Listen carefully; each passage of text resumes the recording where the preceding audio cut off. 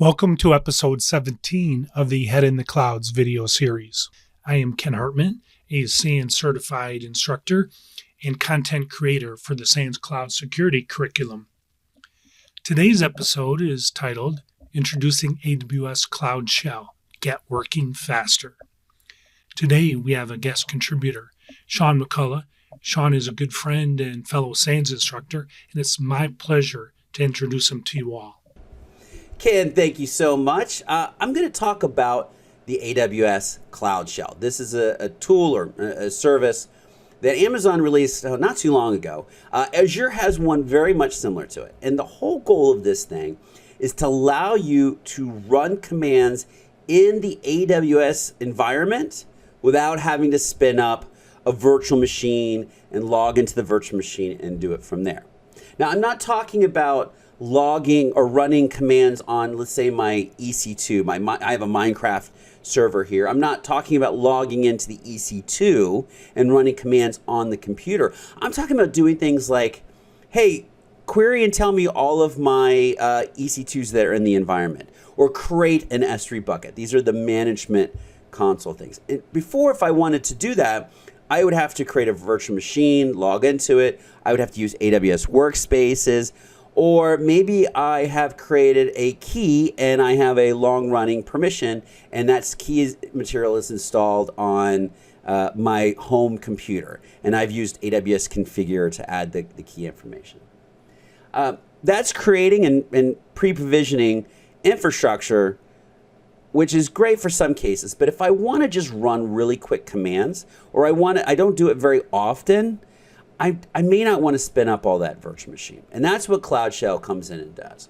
CloudShell allows me with one single click to have full access to whatever permissions I have been granted in my account to be able to run some commands in a controlled environment. So let's take a look at it.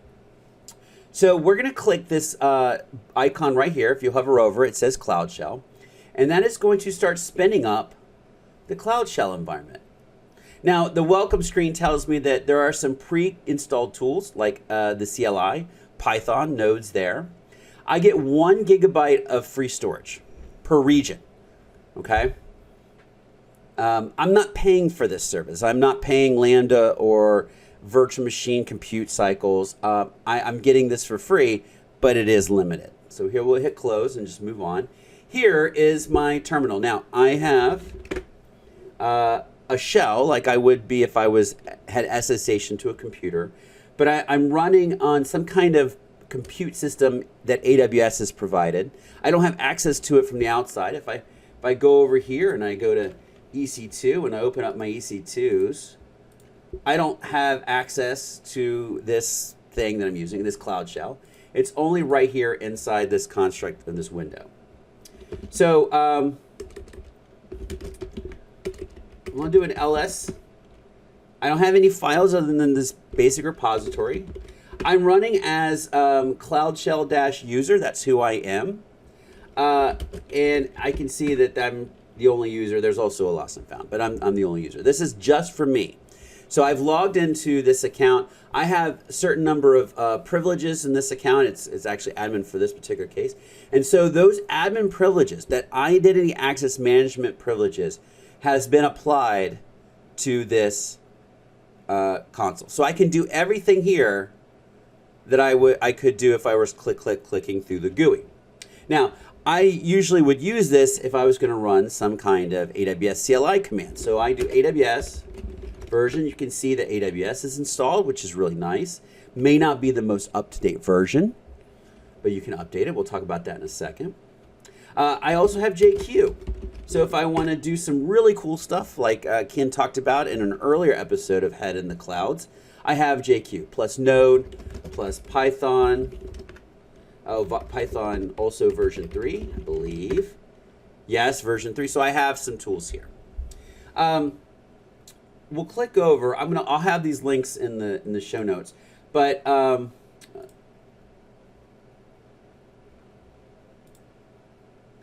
this link here has all of the things that are pre-installed. So for instance, I have Bash, I have PowerShell, and I have Z Shell already pre-installed. I have different Amazon command lines. I have CLI, I have the Elastic Beanstalk, or the ECS, or the SAM specific ones. The SAM ones actually is a really cool thing. If you want to be able to use this to quickly spin up serverless applications, you could do it right here from the CloudShell. I also have a bunch of runtimes here. I got Python. I also have Bot03. I have Node. And then here's some development tools that are in there, like JQ, as we talked about, man, Git. You have a full list. So these are everything that is installed. Now, there's probably something else you would want installed in there. So what are we going to do about that? Well, we can actually install things. Well, first of all, let's do this. Let's create a file. So we will use VI to create a file called test.txt. And I will put Ken is great. All right. So that is my file.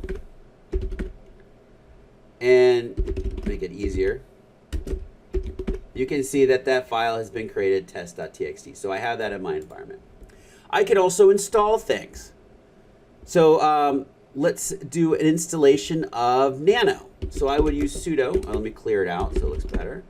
Sudo yum install Nano. Yes, I want to install it. Now I have Nano.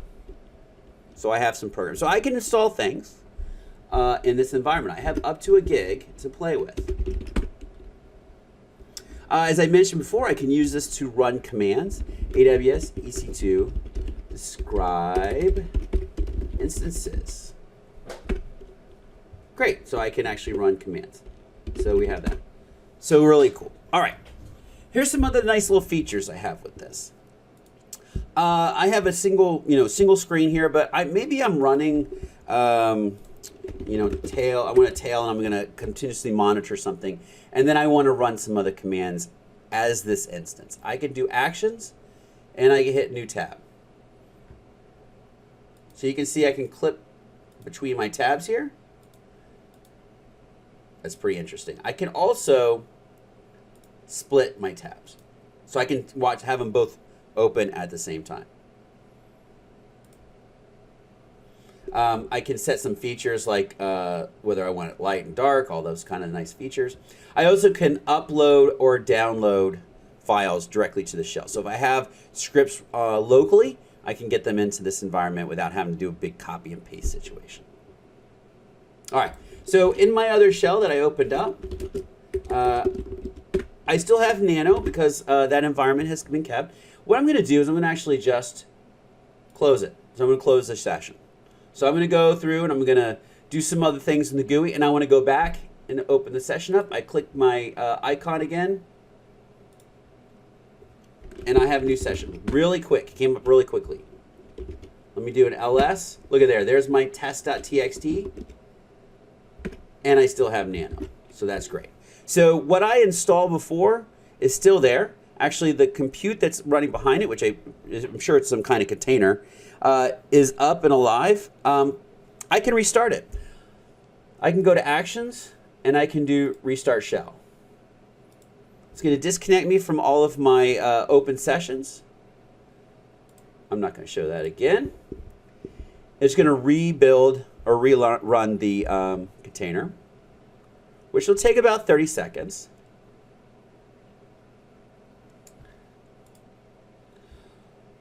There's some really nice tooling that shows you what it can do, and I'll have all these links in the show notes. One of the things that it does get updated, but not very often. The kind of tools that are on there don't get updated, but the versions do get updated, but they're not as much updated as you might like. So you can always run your own scripts to update those. One thing to note is that this is not really great for like heavy development. And the reason is because it is a little bit of pain to move files in and out. So I can click the upload and the download. But if I'm doing like software development, I'm building, I don't know, some kind of application.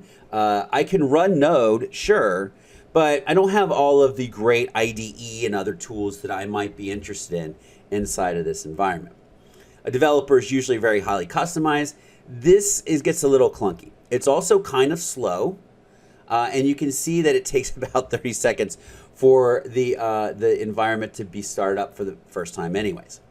So now that I've got and so doing like a lot of hardcore development may not be great for this, but if you're gonna jump in and do queries every once in a while, use CLI, it does make sense. Now, I've got the new shell.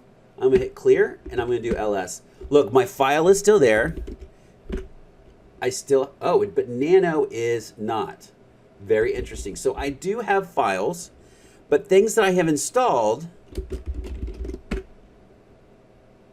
may not stick around. This is kind of one of the problems. Things kind of change in this environment, and I would have to do another installation because I did restart it. Yum, install nano. You can see me loading it. So one of the recommendations Amazon has for this is if you're going to install some of these tools that you use regularly, put them in your .bash rc so that they get installed every single time. The files that are in your directory, those will stick around until you say, hey, look, I'm completely done. I've messed something up, or I'm done with my work and I want a completely new environment. Then you can do something called, with actions, you can do delete shell home directory. If I click this and I say yes, I delete.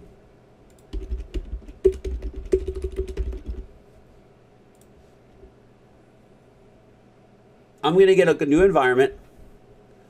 I'm going to lose that directory. And so that file, that test.txt, is no longer going to be there. And again, it's probably going to take about 30 seconds for it to load. So I do have ways of backing up my files because I have access to the AWS CLI, so I can move files to my S3 bucket if I want to. And I know that there are some organizations that are building some really nice tooling to make this more persistent feeling. But for what its purpose, which is just being able to quickly get in and run some commands, it does make sense to be able to just click it and go run the CLI, especially when you get better and better at using the CLI. So let's prove out we lost it. Yes, we no longer have our test.txt, and of course nano is no longer there. All right, so that is it for the Cloud Shell. Hope it gives you a little bit of idea of what it is, and you can start thinking about how you might want to be able to use it, especially for administration or people just jumping in and doing something quick. This is how I use it, so I don't have to get into my environment every single time. Especially nice if you're moving from account to account.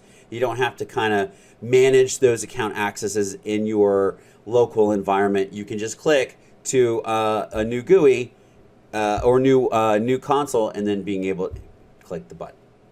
All right, I'm Shaun McCullough. Thank you for listening, and have a great day. Fantastic. Thanks, Shaun.